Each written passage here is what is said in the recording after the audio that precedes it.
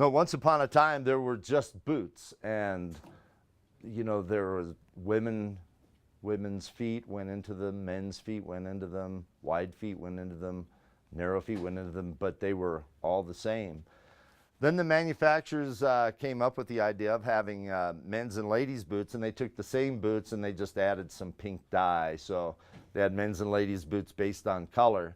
But that was so long ago. Today's boots, how far they've come, in that there are men's and ladies' boots truly dimensioned to fit men's and ladies' feet of all different proportions based on different factors of how easily they flex, how wide or narrow they might be. That's where custom boot fitting comes in, is it's aligning a skier with a proper boot.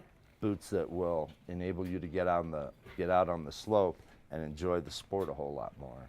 So if a boot feels loose and you feel like you're not connected well to the ski for steering, boots can be snugged up a little bit.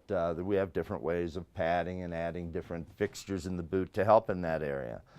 If a boot is too small, sometimes we need to go the other way and try to steal some space from inside the boot by stretching and grinding and modifying the boot, and we've been doing that for a long time, so we're pretty good at it. The best idea is to start with the right boot, and sometimes that requires a little bit of time with the boot fitter, trying on some different boots and getting a sense of how different boots will envelop your foot.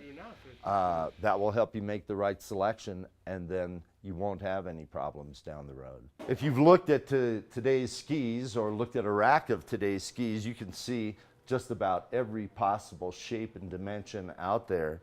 And the one thing that is a characteristic that's common to all of them is that they're gonna ski or ride the best if they're tuned properly. There's a lot of today's skis that have massive amounts of rocker, that are extremely wide underfoot, right along with skis that are more traditional. They have traditional camber shapes, and they're very narrow underfoot. Snowboards of every possible size and dimension. Having a good tune is a necessity for all of them. So a good tune would be a good finish, an even finish on the base of the ski, which is done with a process called stone grinding.